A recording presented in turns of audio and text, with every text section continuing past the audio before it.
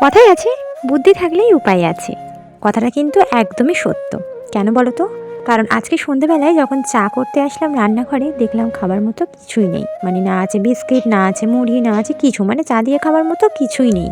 তারপর চিন্তাভাবনা করে দেখলাম কিছু নেই, কিন্তু আটাটা এই শীতকালে আমাদের প্রত্যেকের রান্নাঘরেই প্রায়ই থাকে। তো সেই জন্য ভাবলাম ঝট করে একটুখানি আটার গুলগুলা আমরা বলে থাকি, তোমরা এটা কী নামে ডাকো অবশ্যই কমেন্টে জানিও। তো আটার একটুখানি গুলগুলা বানিয়ে নিই, যেটা খেতে কিন্তু ভীষণ মজা লাগে। তবে খুব একটা বেশি আমি করি না, খুব কমই করি মাঝে সাঝে। তো আজকেরও কিন্তু তেমনই ভাবলাম একটুখানি বানানো যাক, তাহলে চা দিয়ে গরম গরম খেতে কিন্তু বেশ ভালোই লাগবে। আর এটা বানানো কিন্তু অনেক বেশি সোজা, তোমরাও চাইলে বানিয়ে ফেলতে পারো। তো বেশি কিছু করার দরকার নেই, জাস্ট আটার মধ্যে স্বাদ মতো লবণ আর সেই সাথে চিনি ব্যবহার করবে, আর একটুখানি বেকিং সোডা দিয়ে দেবে।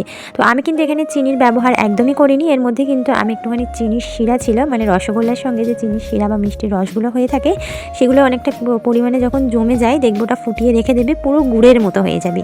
তো সেটা দিয়েই আমি কিন্তু এই গুড়গুলাটা বানিয়েছি, একদমই চিনির ব্যবহার করিনি। তবে তোমরা অবশ্যই এর মধ্যে চিনি দিতে পারো, এটা নিয়ে কোনো মানে পার্থক্য নিয়ে জাস্ট ব্যাটারটাকে গুলিয়ে নিয়ে জাস্ট গরম তেলে একটু ব্যাটারের কনসিস্টেন্সিটা কেমন হয়েছে তোমরা দেখে বুঝতেই পেরেছো। তো সেরকম ছোটো ছোটো করে দিয়ে একটুখানি তেলের ওপরে এপিটোপিট গোল্ডেন ব্রাউন করে মিডিয়াম ফ্লেমে ভেজে নাও, তাহলে কিন্তু একদম সুন্দর আর ক্রিস্পি আর নরম গুলগুলা তৈরি হয়ে যাবে। আসলে এখন কিন্তু খুব একটা মিষ্টি জিনিস বানাতে চাই না, অ্যাভয়েড করে থাকি, কারণ মায়ের যেহেতু সুগার রয়েছে, মা খেতে পারবে না, সেই জন্য খুব কমই মিষ্টি জিনিসটা বানিয়ে থাকি মাঝে সাঝে। বেডশিটটা চেঞ্জ করার পর বিছানাটা গুছিয়ে নিলাম, আর সেই সাথে একটুখানি ঘরটাও ঝাড় দিয়ে নিলাম, যেহেতু বিছানা চেঞ্জ করার পর ঘরের নিচে কেন জানি না একটু কিচকিচের মতো লাগে।